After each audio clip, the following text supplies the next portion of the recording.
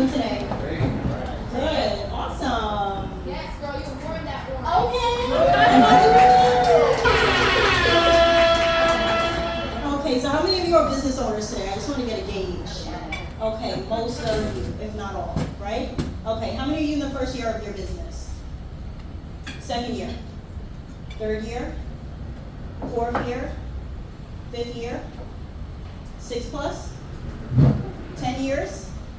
Okay, we got some seasoned business owners in here. I know you, Tanika. How you doing? That's awesome. Okay, I just like to get a gauge because I am a business owner. I have a business called Stop by Independence. This is actually my third business, and I didn't even realize that.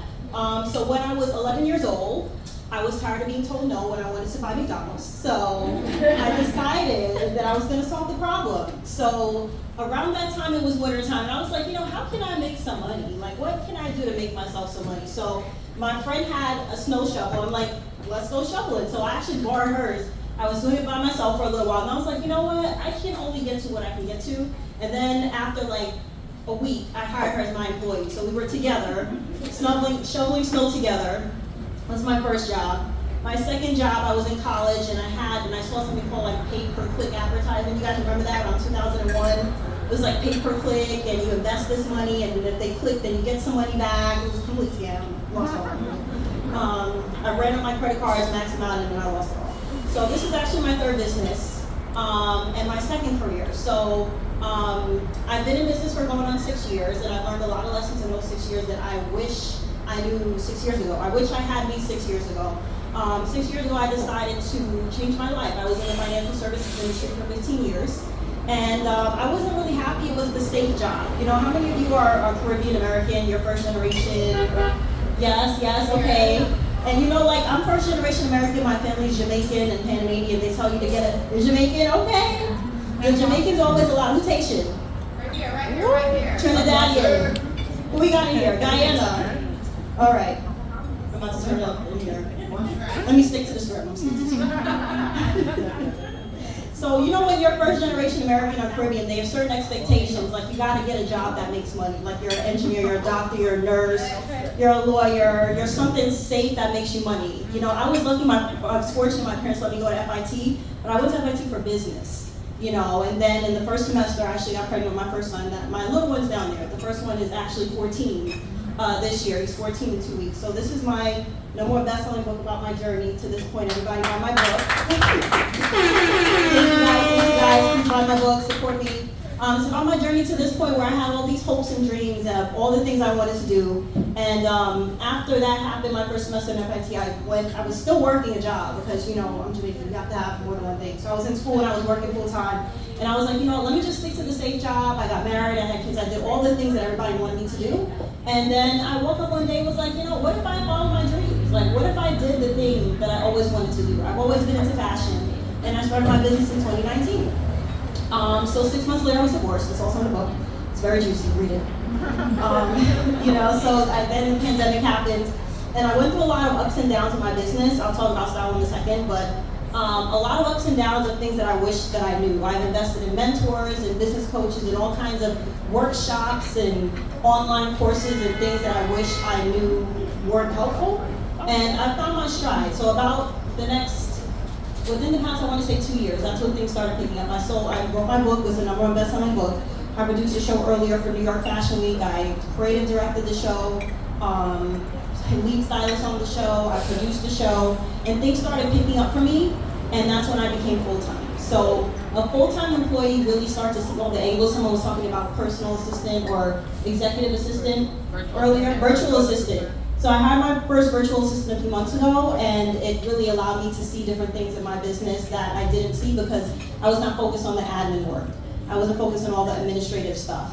But I started to focus on my target audience, which is professional women like you guys, business owners like you guys, women who are on the go, who want to look good. They don't tend to have a lot of time, and we all know time is worth more than money. You can waste a ton of time on somebody, and then it doesn't make sense. So I started focusing on professional women like you all, and learning about different silhouettes, different body types. I teach on style workshops, how to dress different figures, like an hourglass figure, a pear figure, an inverted triangle, how to dress different women of different body types. And color psychology, different colors mean things, just a snippet from my workshop. The color blue usually represents trust. You see a lot of politicians wear navy blue. It's not because they like navy blue, it's because they're trying to trick us all, but that's okay. I didn't work it, right? We watching all of them. Black is like, a color that signifies someone that is a leader. We wear a lot of black in New York. It's kind of our thing. It's like leadership, authority. The color pink is like warm. If you go to women's conferences, you see a lot of pink, a lot of purple. It's warm, it's friendly. I saw something recently on TikTok about pink. People are catching on to color psychology. They say wear pink on first dates. I kind of know why. It's feminine, it's warm, it's, pretty. Red is passionate. So colors mean things in terms of the message that you're sending. And I do have 2 degrees in marketing. I've studied strategy, style psychology. Huh? Orange. Orange is like my passion color. It's fun. That's right. It's nice and fun. I like being fun. And it's also a statement. So, I have 2 degrees in marketing. I studied business strategy, brand theory. I do branding, and I make sure that you're sending the right message. You're dressing for your body type, and you're setting yourself up for success. We can all buy clothes. Nothing I have on is custom. Everything is at the store, but different styles mean things. And I want you to dress for your authentic self. So me by myself, thank you. Authenticity is everything, right? Because why be somebody else when you can be you, So, so I personally, for example, I don't like wearing suits. It's not my thing. My beautiful intern Emma is wearing a wonderful suit. Hey, Emma. So she's wearing a suit, it looks good on her. Me personally, it makes me feel uncomfortable, but so I find ways to tailor things to my style. Like, you don't have to wear anything you don't want to wear. You don't have to be somebody you don't want to be. You don't like patterns, you don't like prints, you don't like colors. Your print is beautiful, by the way. You're welcome. So you don't have to wear anything you don't want to wear, but I just try to focus on the psychology of making sure you feel like you, and that you're wearing the clothes is not wearing you. That when you step out, you feel boss. And I'm not talking about to the supermarket, to run errands. Like, I'm in flip-flops and sweatpants on a regular day, running around with my kids. Like, that part, it don't even matter. I'm not gonna hold you.